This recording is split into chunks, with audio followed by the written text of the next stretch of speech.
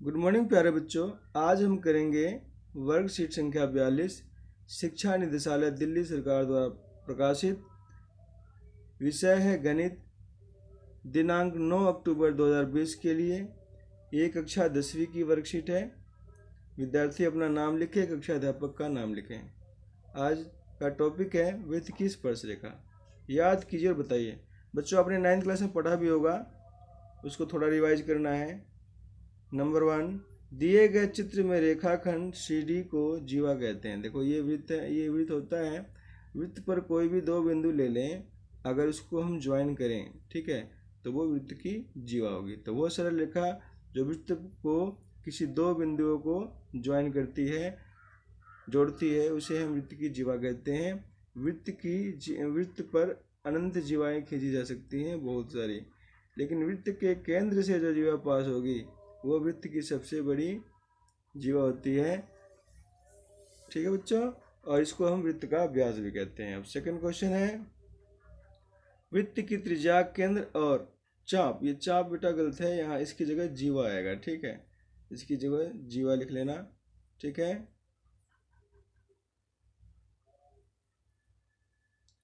वृत्त की त्रिज्या, केंद्र और जीवा वृत्त के अंतर भाग में होती है, अंदर स्थित होती है। ये सेकंड का आंसर हो गया।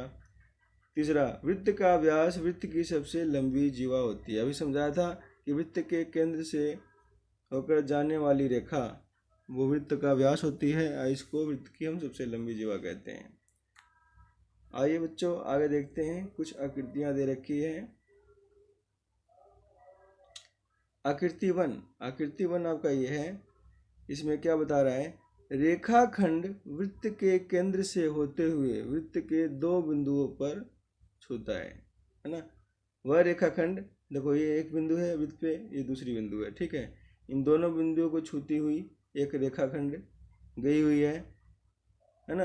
तो मैंने आपको पहले ही बताया था कि वृत्त पर किसी दो बिंदुओं को छूती हुई एक रेखाखंड खींचे तो वो जो केंद्र से पास होती है, ठीक है, वृत्त के केंद्र से पास होगी तो हम उसको हम वृत्त का व्यास कहेंगे। ठीक है, अगर या वृत्त का व्यास या वृत्त की सबसे बड़ी जीवा। अब आकृति 2 को देखते हैं। आकृति 2 ये है। आकृति 2 में रेखाखंड वृत्त के बाहर स्थित है। देखो ये रेखाखंड है, ये रेखाखंड ये वृत्त के बाहर स्थित है तथा वृत्त को कहीं पर भी स्पर्श नहीं करता, यानी वृत्त को कहीं भी टच नहीं कर रहा। ठीक है बच्चों। अब तीसरी आकृति हमारी ये वाली आकृति। आकृति 3 में रेखाखंड वृत्त के बाहर स्थित है। देखो ये रेखाखंड AB है, ये वृत्त के बाहर स्थित है। वृत्त को केवल एक बिंदु पर स्पर्श करती है। देखो वृत्त को सिर्फ एक बिंदु पर स्पर्श करती है।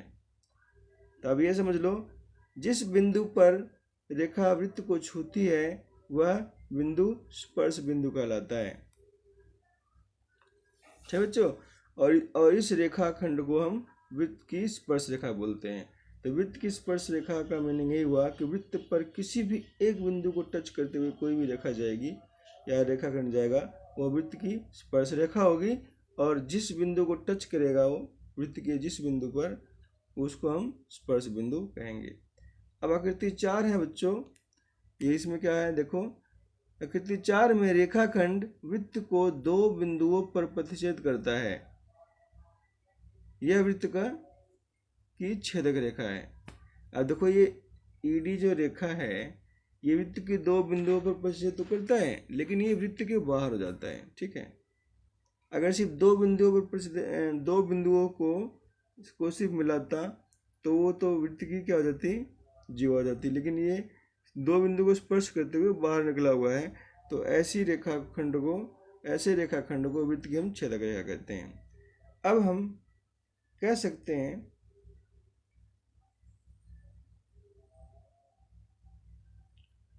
सकते हैं कि चित्र 3 में AB वृत्त की स्पर्श रेखा है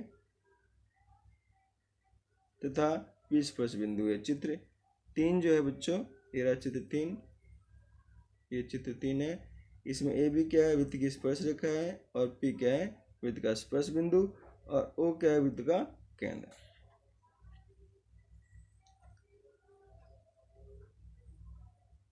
प्रश्न है एक बच्चों, वृत्त की जीवा वृत्त की छेदक रेखा से किस प्रकार भिन्न है।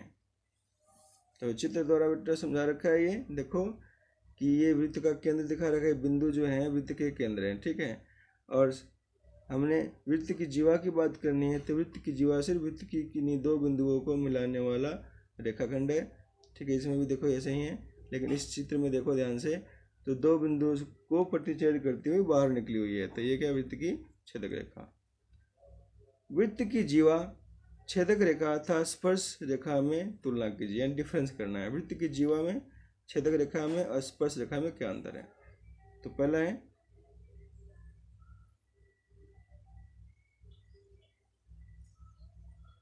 वृत्त की जीवा वृत्त के अंदर स्थित होती है, बिल्कुल सही बात है। यदि वृत्त, अगर ये वृत्त है और ये इसके वृत्त पर हमने दो बिंदु ले लिए, ठीक है, और इसको हमने ज्वाइन किया, तो क्या होगी, ये वृत्त की जीवा है, ये वृत्त के अंदर ही है। वृत्त को दो बिंदुओं पर छूती है, दो बिंदु ये रहे, ए बिंदु और बी बिंदु हमने मान लिया, तो दो बिंदु को छूती है।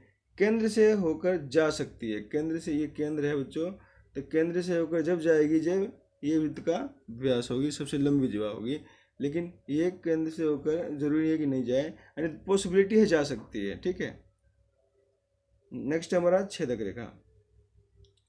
छेदक रेखा क्या होता है बच्चों, ये हमने वृत्त बनाया और ये वृत्त को प्रतिच्छेद करती हुई जा रही है, तो वृत्त को प्रतिच्छेद करती है, बिल्कुल दो बिंदुओं को प्रतिच्छेद करती है। वृत्त को दो बिंदुओं पर प्रतिच्छेद करती है, ये बताए दो बिंदुओं पे प्रतिच्छेद करती है की बात है, ठीक है। थर्ड है केंद्र से होकर जा सकती है, बिल्कुल इसमें भी केंद्र से होकर ये जा सकती है, कोई ज़रूरी नहीं है कि केंद्र से होकर ही जाए, यानी पॉसिबिलिटी है, इसलिए इसके डिफरेंस में भी लिखा हुआ है। थर्ड है स्पर्श रेखा, वृत्त के बाहर स्थित होती है स्पर्श रेखा। ये स्पर्श रेखा, ये वृत्त है, वृत्त पर हमने कोई एक बिंदु ले लिया, उस बिंदु से पास होती हुई सिर्फ एक ही रेखा खींची जा सकती है, ठीक है। तो वृत्त को के बाहर स्पर्श करती है, वृत्त के बिंदु पर। वृत्त को केवल एक बिंदु पर छूती है, एक बिंदु बता दिया मैंने, कभी भी केंद्र से होकर नहीं जा सकती, और केंद्र से होकर कभी नहीं जा सकती। तो ये बच्चों जीवा, छेदक रेखा और स्पर्श रेखा में डिफरेंस है। अब इनका उत्तर दीजिए।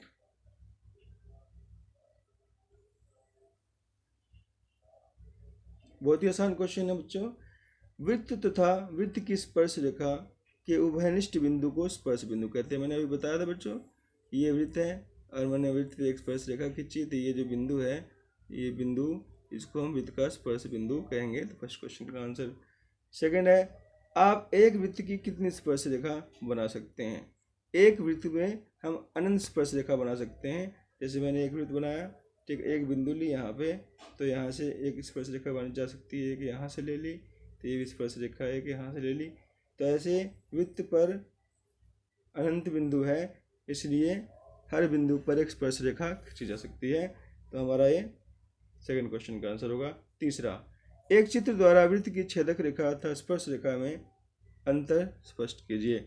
चित्र, स्पर्श रेखा और एक चित्र द्वारा वृत्त की छेदक रेखा और स्पर्श रेखा में अंतर। एक वृत्त बना दिया मैंने, दूसरा वृत्त बना दिया, ठीक है। एक में स्पर्श रेखा बनाना है, ठीक है बच्चों। तो वृत्त पर मैं एक बिंदु ले लूँगा, ठीक है, एक लाइन खींच दूंगा, ये स्पर्श रेखा होगी, ठीक है। इसकी नेमिंग कर सकते हो ए बी, ये स्पर्श रेखा है। एक छेद रेखा बनानी है, इसका नाम हमने ए बी रख दिया, ये पी क्यू पॉइंट है, ठीक है। तो ये वृत्त की छेदक रेखा होगी। तो ये चित्र द्वारा डिफरेंस है। फोर्थ क्वेश्चन है, सत्य तथा असत्य बताइए। वृत्त की छेदक रेखा एवं स्पर्श रेखा समानांतर हो सकती है। तो वृत्त की छेदक रेखा और स्पर्श रेखा समानांतर हो सकती है, इसलिए इसका आंसर होगा सत्य। बी, वृत्त की स्पर्श रेखा वृत्त को दो बिंदुओं पर स्पर्श करती है, यह सत्य है। वृत्त की स्पर्श रेखा वृत्त को एक बिंदु पर ही प्रतिच्छेद करती है। तो बच्चों हमारी ये worksheet 42 Hindi medium 10th class की मैथमेटिक्स की कंप्लीट होती है। वीडियो देखने के लिए आपका बहुत बहुत धन्यवाद।